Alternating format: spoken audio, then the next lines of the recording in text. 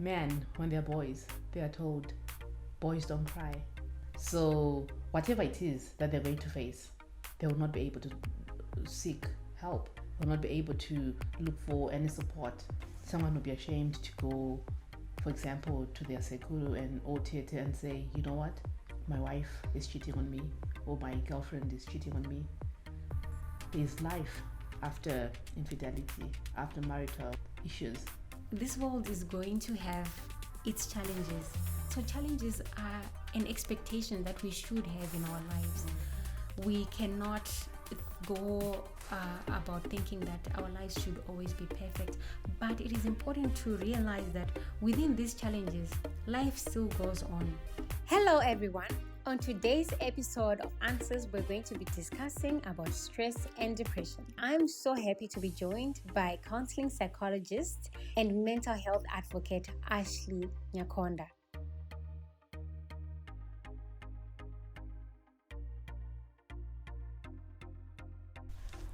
A lot of people are suffering and experiencing a lot of difficulties, and coming back to maybe in Africa, a while ago people used to suffer in silence, but especially now post-COVID, mental health issues they're now topical, and people are now starting to realize that they can actually do something about it. It's not just stress, and there's help that they can get out there. So now people are becoming aware of what stress is, and I also think it's because of the mental health awareness that has been going on. We have been having a lot of programs. So I think the fact that people have been sensitized, it's working. Yeah. And you see, at the clinic, we are always receiving people who come for one challenge or the other, and they have very little awareness that they are depressed. But when you do the test, usually about 70% of the clients you test, they come out very high on the depression score. What is going on? How do people not know when they have some of these symptoms or conditions? Yeah, I think you're very right. Like I was saying before, that it had become sort of a norm that people can just say, I'm stressed, I'm overwhelmed, but they don't really know what it entails, and they could go on and on just living with that mental tension, and not look for help. So they just keep going on and on, thinking that it's normal, up until it has now been prolonged, and maybe it has started affecting them socially, at work, at school. That's when they only realize that there might be something really wrong. So I think it also goes back to how we're socialized, that we just think it's normal to experience a lot of difficulties, and just you don't ask for help, you keep it within yourself. Yeah.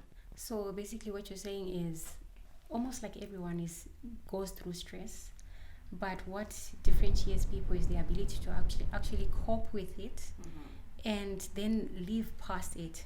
But there are people who are going from day to day to day with that stress without having to deal with it, and then that's when it becomes an issue. But there are stressful situations that people go through and they can easily cope with. But maybe before we get into that, what is stress? How does one recognize that, okay, this is actually stress, this is actually depression? Okay. So when it comes to stress, Regina, it's a state of worry or mental tension that comes up due to different difficulties that you'll be facing. So when that happens, it means you're stressed. And then when you go to depression, it is a mood disorder. It would have then moved a bit forward. It's no longer just stress, but it becomes a disorder. So we are saying there are a number of symptoms that one can look out for. This can include a sense of worthlessness. You can feel hopeless. Some people can actually experience suicidal ideations. Some might even attempt. Also, eating habits, they'll be affected. Some might start losing weight or gaining weight. without eating a lot, without being on a diet, you can just start losing weight. Then you might look out for stress. And I think most importantly, it's important to note that a lot of people will start foregoing things they used to like. You no longer enjoy the things that you used to do. And for then to be say that this person is depressed, those symptoms should have been present for 2 weeks. Then it means you might be depressed. So if 2 weeks pass and I just don't feel like going to work every day, I can't seem to enjoy waking up, is that a cause for concern? Definitely. In such a simple situation that I think every one of us at some point we go through. But is that a cause for concern though? It is. It's very unfortunate that we have sort of normalized it. That I can just feel down. I don't want to do the activities I used to do anymore. You can just tell yourself, I think I'll get better. But the moment you see that your social life, professional life, those who go to school, academic life, it's being affected by those, and you'll be experiencing these symptoms. The minute you start not functioning properly like you used to, then it's definitely a cause for concern. You should seek for professional help. You know, as you are saying, I'm actually starting to think that there's also social media that is playing a part in this, because sometimes we are now refraining ourselves from getting involved in these outgoing activities and just deciding to Netflix at home or spend the whole day on social media, especially when you really don't feel like connecting with people. Is that also one of the issues that people fall back on when they are depressed or when they are experiencing these two issues, stress and depression? Yeah, I think that's a technique that some people use. Technique. Yeah, some people use it as a way of coping, but like I always say, that too much of everything is not okay. So you can't then say, I'm going to stop doing all the activities I used to do. I'm going to stop going out, and then I'll be just on social media. Because on social media, it's just you, maybe, and your gadget. But you need to go out there, you socialize, you do activities with other people. Remember, when you're depressed, when you're stressed, you tend to forget that there are other surrounding systems, there are other support systems, other people that can actually help you. So by you just being stuck on social media, you need people to talk to. Maybe you were going to commit suicide, but the very moment you're going to go outside, you talk to someone, you then realize maybe they are going through something similar, or they've gone through it before. And just talking to someone will definitely lessen the burden. Yes. All right, so how do I manage these two emotions? I'm stressed. I've recognized that, okay, fine, this is actually stress that I'm feeling, or this is actually depression that I'm feeling. How do I work it out myself? Thank you for that. I think when you're feeling stressed, there are a number of coping mechanisms that we can use. Something simple as exercising can help you get over those emotions, those sad emotions. For example, if you work out, I understand working out, it does release some happy hormones within our bodies. So some people might say, well, maybe I'm old enough, I do not have a lot of energy to be working out. Just a simple exercise, maybe just cleaning the house, just going outside into your garden, just running. If you can't run, you can just walk. And also, we are saying a balanced diet can also do the trick. It can also help you to feel less stressed. There are also a number of coping mechanisms of maybe adapting to what will be stressing you. And by adapting, you then get to realize that maybe this is a situation, you can't do anything about it, but you find other ways of making it better rather than focusing on that problem. So, yeah, among others, those are some of the things that we can do. And I think adapting is one of the most critical coping mechanisms that we need in our volatile country, especially when we're looking at Zimbabwe. The economy, one day it's one way and the next day is the other. And I think adaptation, being able to not just sit back and complain and be stressed about the environment, actually understanding how the environment is shifting and being able to adapt to it, with it, and changing certain areas of our lives to be able to remain functional, and for us to also continue to have sustainability when it comes to getting what we need for us to make it to the next part of whatever is to come. Exactly. When you're talking about that, it made me just think about the discussion that I was having with someone earlier on, that it's not everything that we can change.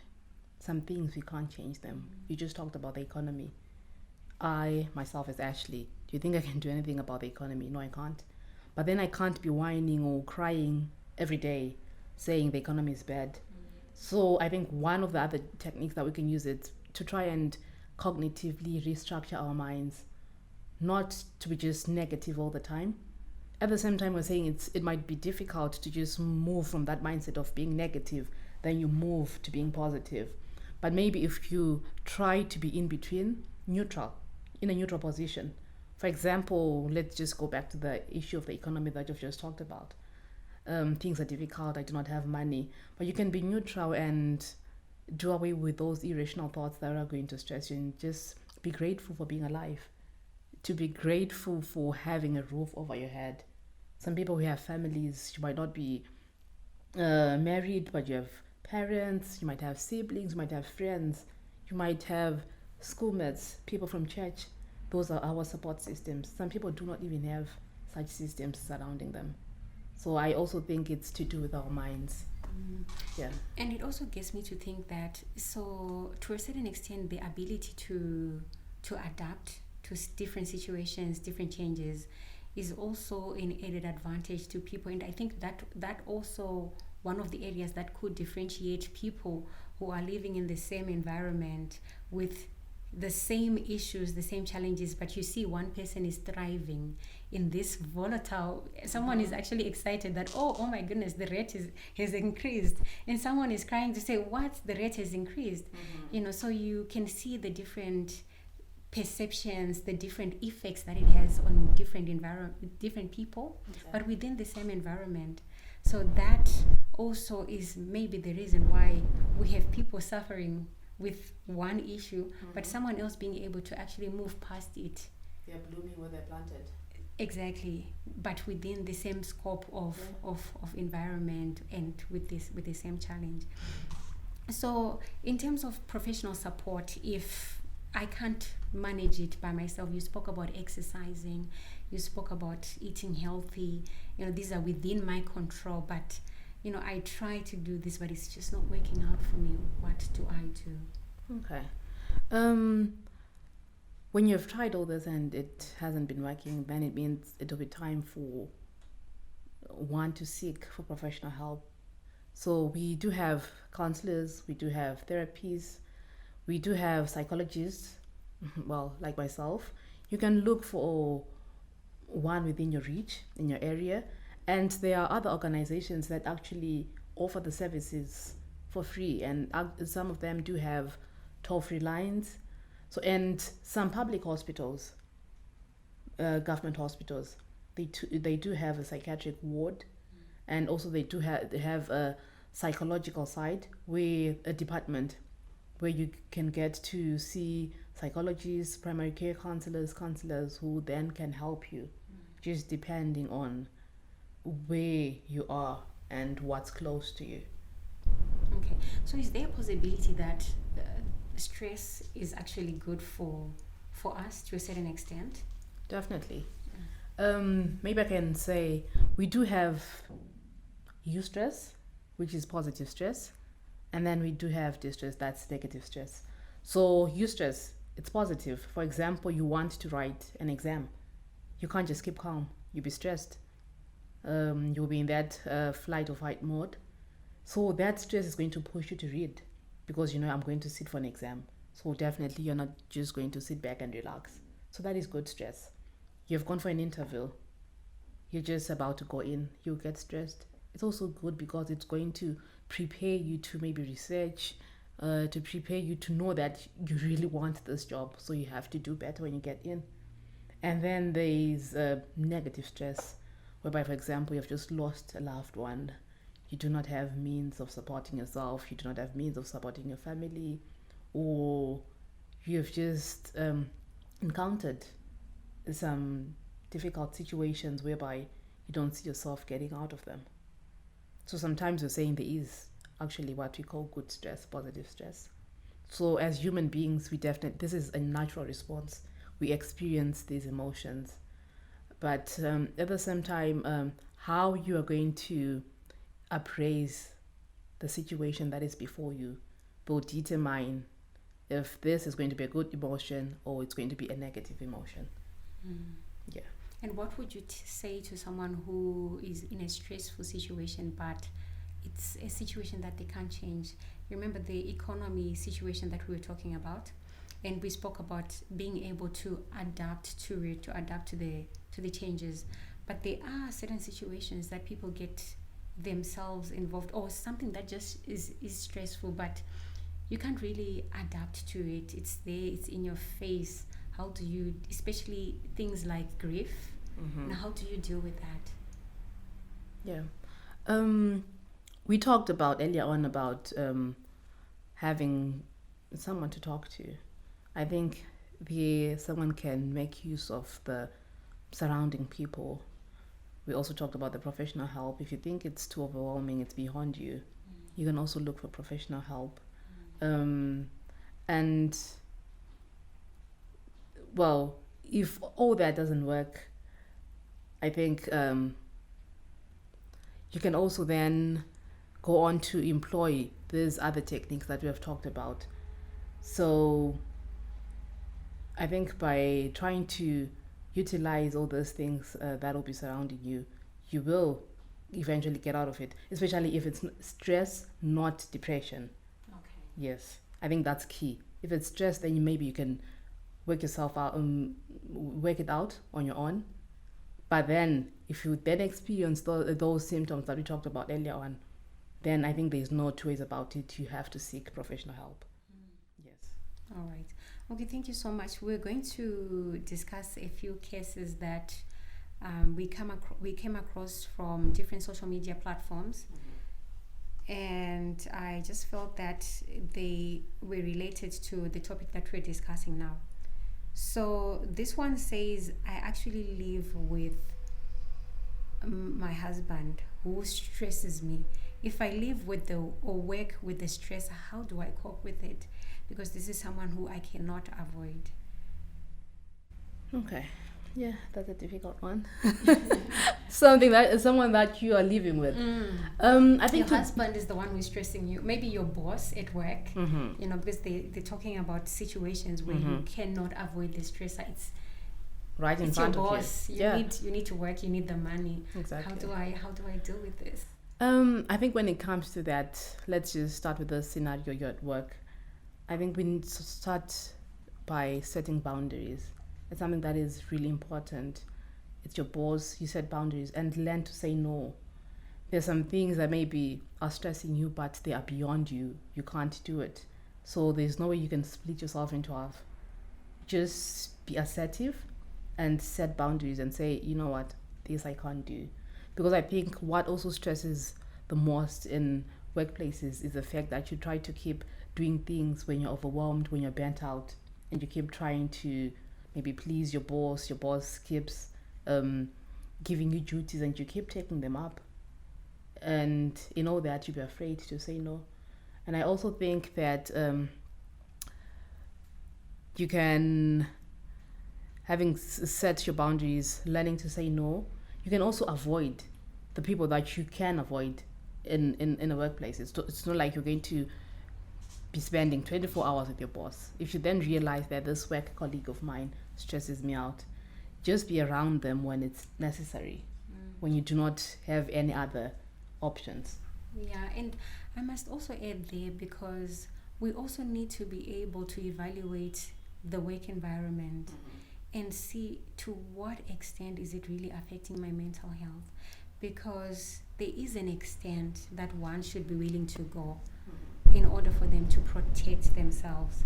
Because if it's an environment that is continuously toxic, there's then a point where someone needs to then say, you know what, This is it. I think my mental health is more important than this particular environment. And if there are options, if there is a possibility that you could find a job in a different environment, I think it's also critical to look at that, because we cannot be functional effectively when our mental health is not flourishing, or it's not in the right it's not in the right place.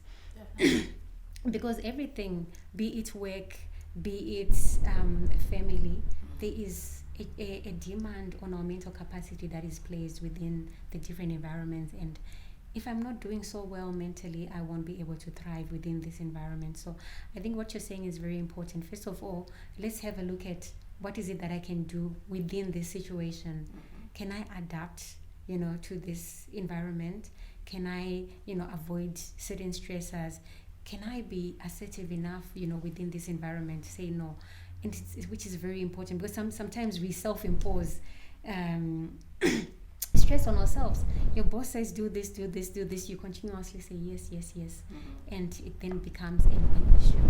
But I also think it was important to add that it's really always important to evaluate, what is this environment doing to me, and should I really continue to be in this place? And I also think it goes back to being empowered. A lot of people will suffer in silence. They will not speak up whilst being abused, whilst being harassed, because they're not empowered enough. It's really unfortunate that I need that $500. I need that $100 at the end of the month. And, you keep holding on. But like you said, you should be able to know when your life is on the line. It's not just the physical aspect of our health that is important. And it'll be good when everyone gets to a point where they realize that their mental health is equally important. Yeah, and know when to stop and call it quits wherever possible, difficult as it may be. Yeah. But what could possibly be the case when it comes to like husband and wife issues? Maybe to resolve the issue as husband and wife, talking about it. Sometimes you might just get stressed and suffer in silence as well, even in the matrimonial home. And it goes back to the home, like the issue of being assertive that we talked about.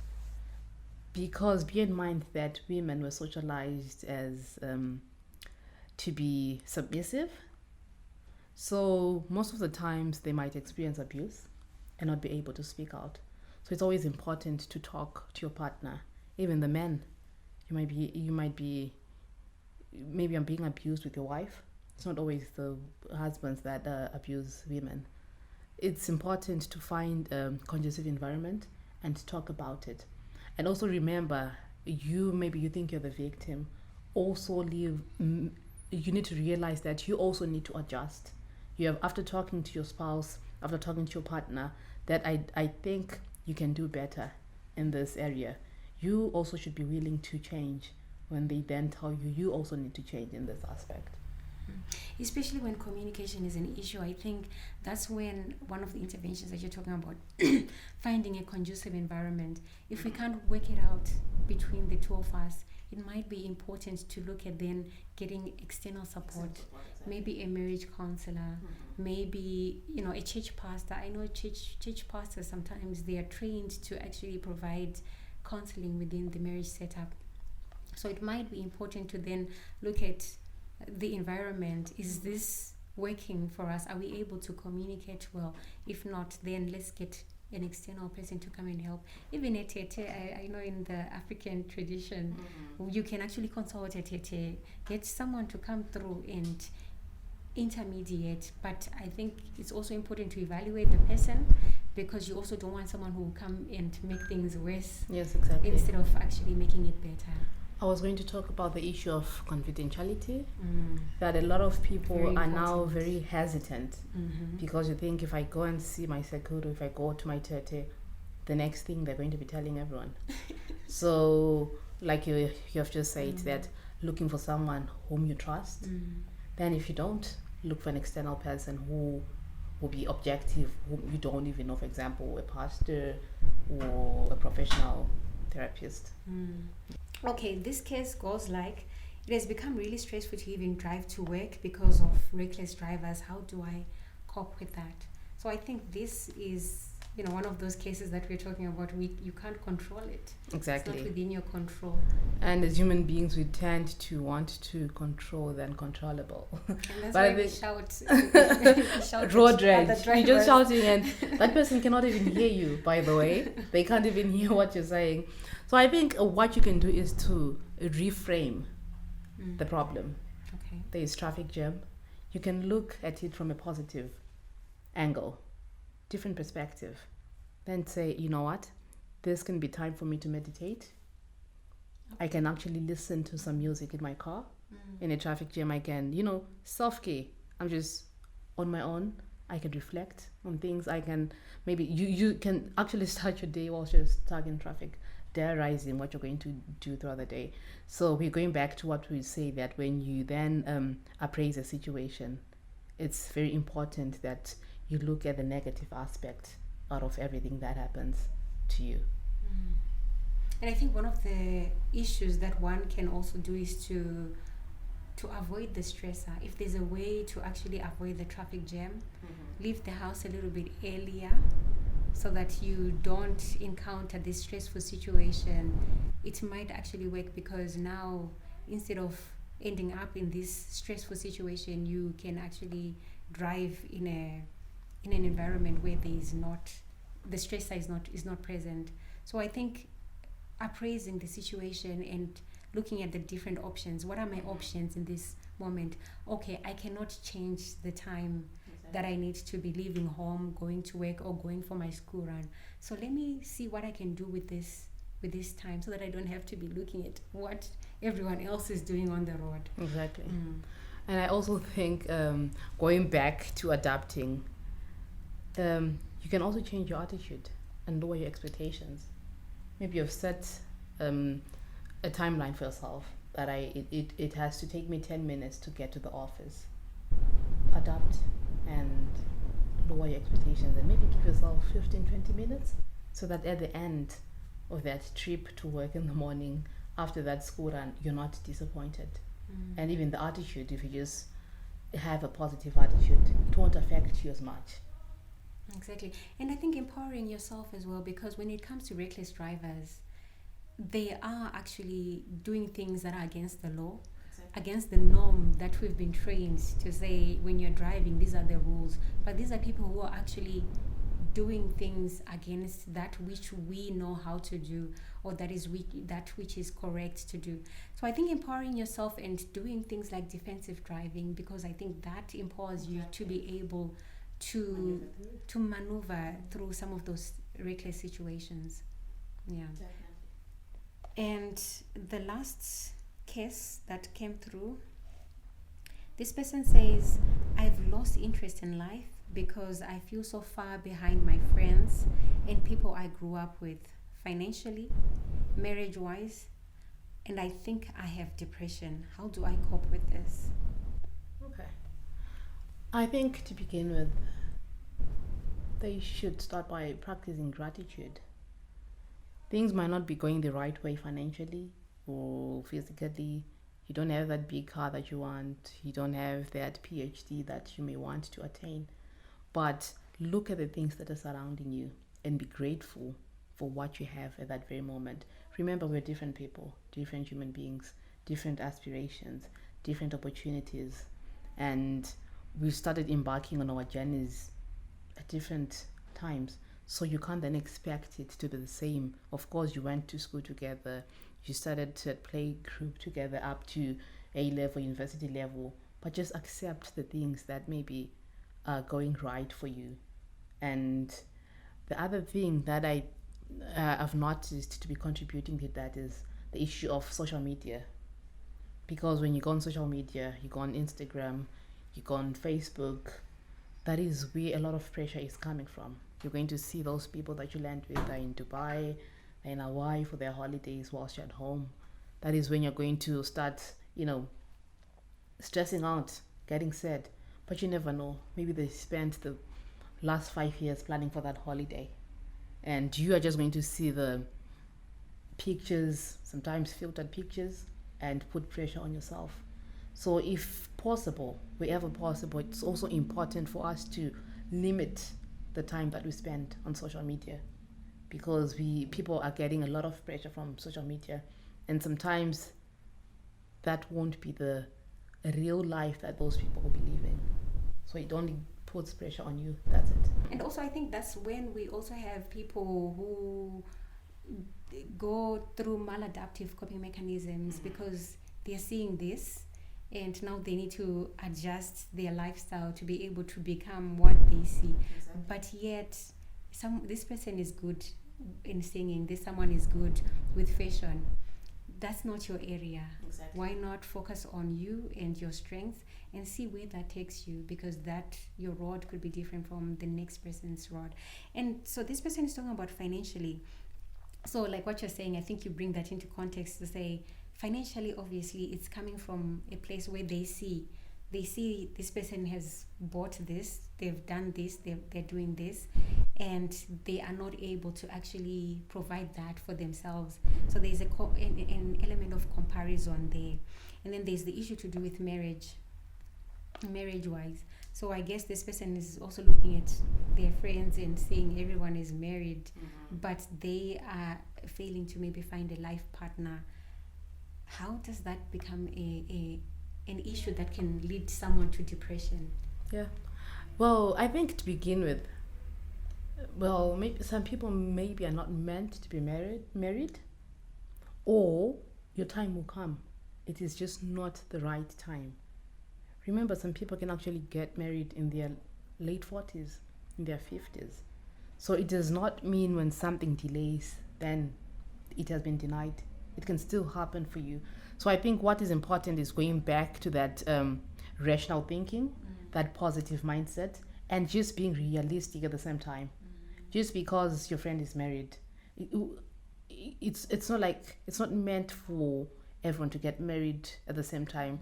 Of course, you're in the same circle, but it does not mean you're going to find love at the same time. Remember, a lot of people now are getting into loveless marriages just to make sure that their peers can see that they've gotten married, their relatives, their church members, the community. You know how it is, that how we're socialized. Marriage is something that is well respected, and it symbolizes, maybe some people might think that they have self-actualized just by getting married, but it should not affect someone that I'm not yet married, then maybe this is the end for me. You might not get married, but there are other things, like I've rightly said, that you're good at.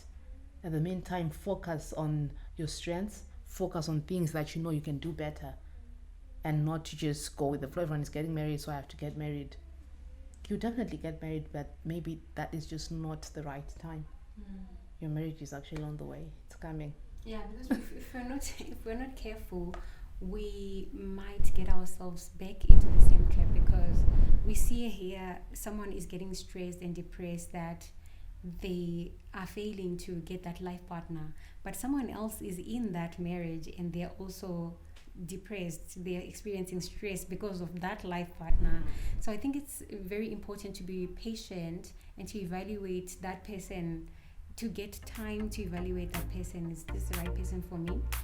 Because with pressure now, it might take away that level of patience, that level of calmness, that level that is required for you to make a sound decision, to say, okay, this is actually the person I can spend the rest of my life with.